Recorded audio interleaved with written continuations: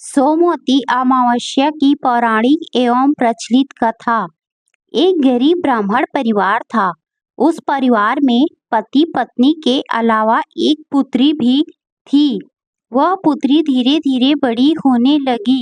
उस पुत्री में समय और बढ़ती उम्र के साथ सभी स्त्रियोचित गुणों का विकास हो रहा था। वह लड़की सुंदर, संस्कारवान एवं गुणवान थी, किंतु गरीब होने के कारण उसका विवाह नहीं हो पा रहा था। एक दिन उस ब्राह्मण के घर एक साधु महाराज पधारे। वो उस कन्या के सेवा भाव से काफी प्रसन्न हुए। कन्या को लंबी आयु का आशीर्वाद देते हुए साधु ने कहा कि इस कन्या के हथेली में विवाह योग्य रेखा नहीं है।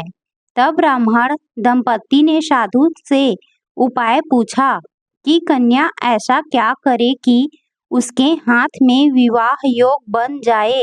साधु ने कुछ देर विचार करने के बाद अपनी अंतर्दृष्टि से ध्यान करके बताया कि कुछ दूरी पर एक गांव में सोना नाम की धोबिन जाति की एक महिला अपने बेटे और बहू के साथ रहती हैं, जो बहुत ही आचार विचार और संस्कार संपन्न तथा पति परायण है।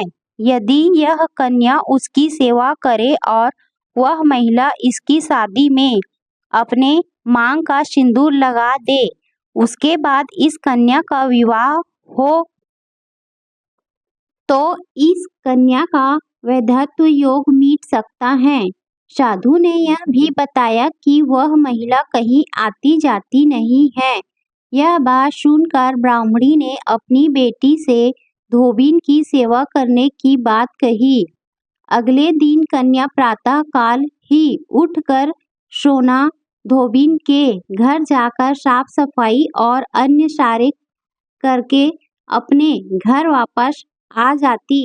एक दिन सोना धोबिन अपनी बहू से पूछती है कि तुम तो सुबह ही उठकर सारे काम कर लेती हो और पता भी नहीं चलता।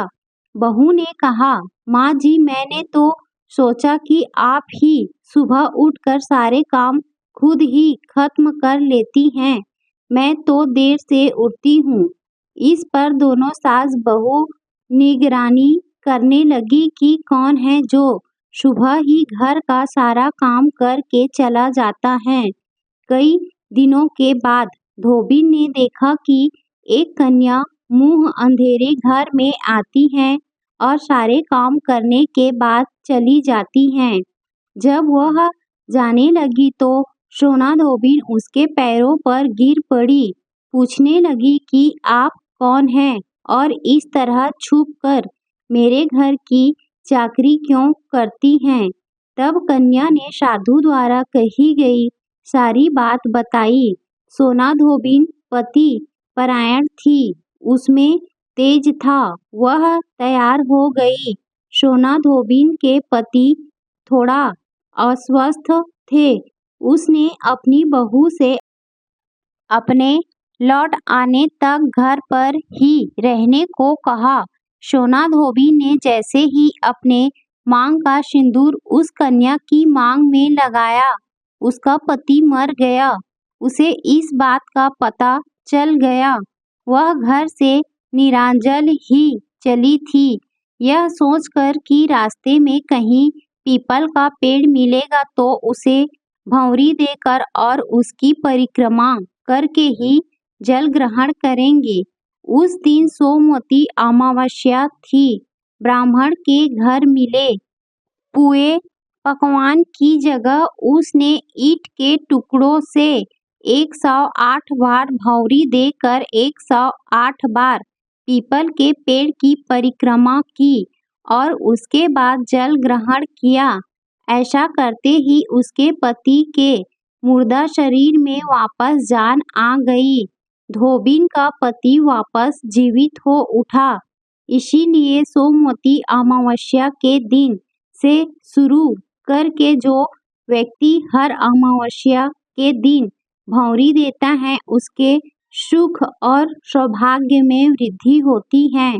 पीपल के पेड़ में सभी देवों का वास होता है, अतः जो व्यक्ति हर अमावस्या को न कर सके वह सोमवार को पड़ने वाली अमावस्या के दिन 108 वस्तुओं की भौंरी देकर सोना धोबिन और गौरी गणेश का पूजन करता है, उसे अखंड सौभाग्य की प्राप्ति होती है।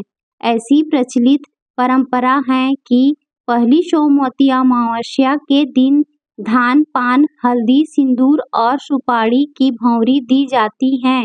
उसके बाद की सोमवती अमावस्या को अपने सामर्थ्य के हिसाब से फल, मिठाई, सुहाग सामग्री, खाने की सामग्री इत्यादि की भौंरी दी जाती है और फिर भौंरी पर चढ़ाया गया सामान किसी सुपात्र, ब्राह्मण, ननंद या भांजे को दिया जा सकता है।